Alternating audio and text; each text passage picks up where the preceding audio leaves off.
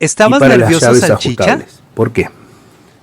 Porque las herramientas no se utilizan únicamente en mecánica, también se utilizan en mantenimiento, también se utilizan en montajes de estructuras metálicas, galpones, por decirlo de alguna manera. Entonces, ¿qué pasa? Suponete que vos haces mantenimiento en una planta de tratamiento, ¿no? Una planta de tratamiento, tenés que ir a sacar el motor de un reactor o de un agitador, que toque el otro. Le querés dar con todo a la llave, porque no te entra una manija de fuerza o lo que sea, te querés posicionar del lado de la estría y se te zafa la estría. Te rompes la mano contra la pared, contra el coso, te lastimaste, ¿no? Y ha pasado con herramientas buenas que automáticamente o se partían atrás, o se barría la estría, o zafaba de la estría. A mí me pasó hace muchos años, tenía 16 años. Y habíamos ido a comprar a Lisi, habíamos comprado un par de Baco y unas marcas ACE. Bueno, el señor que hacía mantenimiento en ese momento tenía que desarmar un reactor.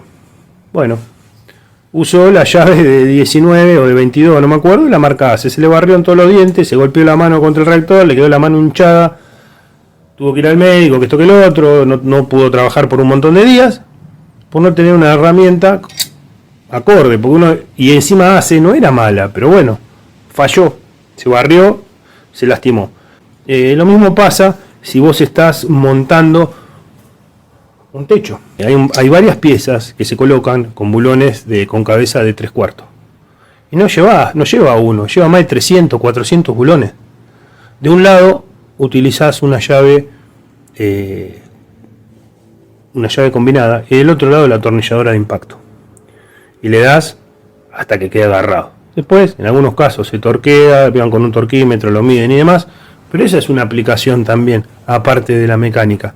Y haciendo este tipo de prueba, te das cuenta si se va a barrer la estría o no. A veces, ¿qué pasa? O sea, la llave combinada se pierde. Porque a veces tenés tuerca 24, tuerca de 19, bueno, usan la llave ajustable. Y con la llave ajustable pasa lo mismo. Si la llave no es buena, se abre solo el gusano. Y se marca toda la mordaza y se te arruina. Bueno, entonces es una manera de probar una aplicación. Que lo haces muchas veces seguido, que lo haces con mucho torque, sí. ¿Puede ser un ensayo de envejecimiento acelerado? Sí. Ahora, todas estas pruebas no están ni homologadas, ni catalogadas, ni especificadas, ni nada por el estilo. No están certificadas por nadie.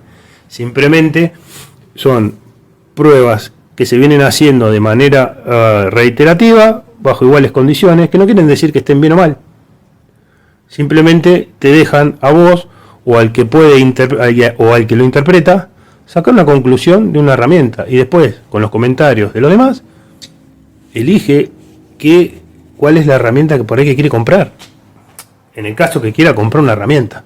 Pero te brinda más información entre eso y los comentarios, que son como los de Mercado Libre o como los de Google o como lo que sea, compartiendo las experiencias, te ayudan a tomar una decisión inteligente de compra, porque pasó un montón de veces que uno compró algo y después se ensartó. Bueno, este es el objetivo de estas revisiones. Así que déjenme en los comentarios si conocían la herramienta, si la utilizaron, qué experiencia tienen al respecto. Gracias por ver el video y nos vemos en el próximo.